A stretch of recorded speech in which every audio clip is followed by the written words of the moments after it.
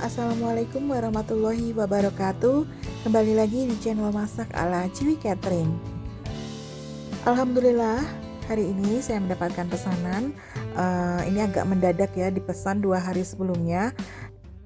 Pesanannya yaitu roti ring, ini untuk berkatan 7 hari meninggalnya seseorang. Nah, selain nasi, roti ini juga bisa dijadikan berkatan ya. Nah, untuk roti ini bisa tahan beberapa hari dibanding dengan nasi. Jadi menggunakan roti itu harganya juga lebih murah dan bisa tahan lama. Oke, bagi kalian yang ingin tahu dan penasaran proses produksinya, ikutin videonya sampai selesai ya. Yang pertama kali yang perlu kita siapkan sebelum kita mengadon rotinya adalah toppingnya. Jadi kita siapkan toppingnya karena ini adalah roti topping pizza. Jadi saya siapkan topping ada sosis yang digoreng terlebih dahulu. Kemudian setelah ini nanti akan kita siapkan bumbu saus bolognese ya. Untuk bumbu saus bolognese kita perlu bawang bombay. Nah, ini karena saya mau buat untuk 100 porsi, jadi bawang bombaynya agak banyak, jadi ini saya kasih sekitar 3 butir. Kemudian ada bawang putih cincang, bawang putih yang dicincang. Kemudian kita tumis. Untuk resep komplitnya bisa cek di box deskripsi ya, seperti biasa. Setelah bawang putihnya layu dan harum, kemudian kita masukkan bawang bombaynya. Kita juga tumis ya, bersama dengan bawang putih. Sampai tercium harum juga nih, sampai layu seperti ini. Kemudian kita ada kornet ya. Kornet ini untuk saus bolognese-nya biasanya boleh diganti dengan daging cincang. Tapi ini kita nggak repot, jadi langsung aja pakai kornet. Kornetnya kita tumis sebentar bersama bumbu, kemudian nanti kita tambahin air ya. Airnya ini untuk 100 porsi roti ring, ini saya pakai sekitar 2 liter. Dan untuk sausnya nanti juga 2 kilo saya mix antara saus sambal dan saus tomat.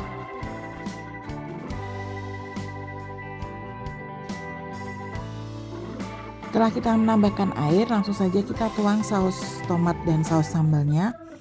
Kemudian kita aduk-aduk.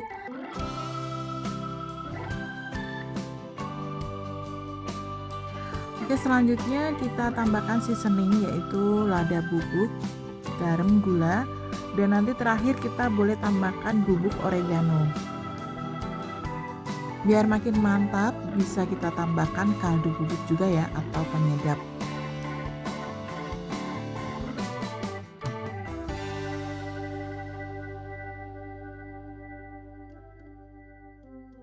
Semua bumbunya masuk, sekarang kita tinggal menunggu dia agak mengental. Nah, ini dia sudah mendidih banget ya. Kita bisa tunggu sampai sausnya itu meletup-letup sehingga dia benar-benar kental. Kemudian baru bisa kita tambahkan bubuk oregano atau basil juga boleh. Bubuk oregano ini memberikan cita rasa yang khas Eropa gitu ya.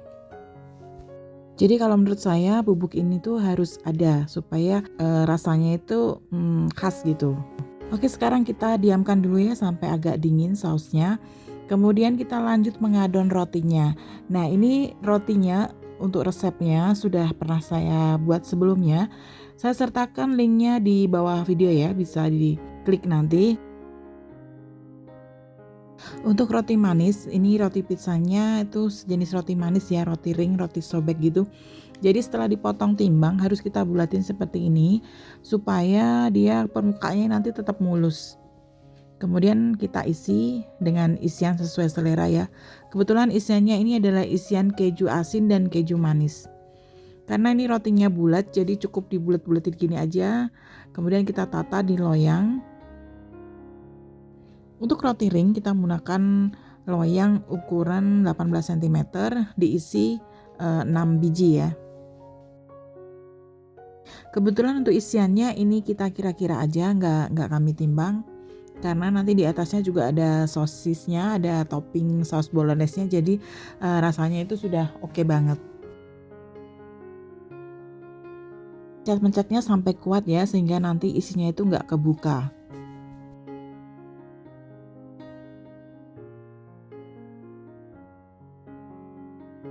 Sebelum menata di loyangnya, kita olesin dulu ya loyangnya dengan margarin dan di bawahnya juga dikasih kertas roti.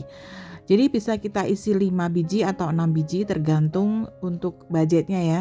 Jadi kalau untuk 5 biji ini saya jual seharga 20.000, kalau untuk 6 biji ini 25.000. Jadi yang pertama kita oles dengan saus bolognese, kemudian kita tambahkan sosis, lalu taburan keju dan seledri ya.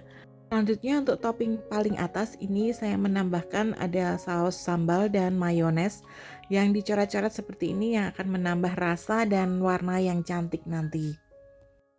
Kemudian kita masukkan ke dalam proofer. Ini adalah mesin proofer untuk mengembangkan sehingga dia itu lembab ya, kerjanya itu memanaskan. Jadi kayak steam gitu. Cukup 80 derajat saja untuk proofer ini. Nah seperti ini kita tunggu selama 1 jam ya. Kalau di proofer itu 1 jam, kalau di suhu ruang 1,5 jam. Nah selanjutnya kita sudah siap untuk mengovennya ya. Pada saat mengoven baru nanti dicoret-coret seperti ini. Untuk memanggang roti manis yang kita butuhkan adalah suhu 200 derajat di suhu bawah. Kemudian yang atasnya itu cukup 180 untuk mematangkan atau membuat coklat atasnya. Jadi yang paling berperan penting itu di bawahnya supaya dia mau mengangkat rotinya. Jadi kita harus pasang 200 derajat. Nah, kemudian kita tutup, kita tunggu sampai 25 menit ya. Karena ini roti ring, jadi banyak rotinya dan menggunakan loyang juga. Jadi waktu panggangnya juga agak lama. Kalau cuma roti pisang, roti coklat itu biasanya cukup 13 menit aja. Nah ini dia hasilnya udah mateng ya, udah kecoklatan, saatnya kita mengemasnya. Kalau udah dingin kita kemas ya. Kita juga perlu keluarkan dari loyang kalau dia udah agak dingin gitu. Kemudian kita kemas di plastik sebelum nanti masuk kardus ya. Kenapa harus di plastik? Supaya menjaga kelembapan rotinya tidak kering, juga lebih higienis ya kalau masuk plastik itu, penampakannya juga lebih istimewa. Jadi untuk yang 5 bulatan ini saya jualnya 20.000 dan yang 6 bulatan dijualnya 25.000. Jadi jika teman-teman belum memiliki kardus khusus bakery gitu, kita bisa gunakan kardus yang bagus atau yang tanpa merek, kemudian nanti kita kasih stiker. Biasanya itu harganya lebih murah karena kita nggak harus beli banyak.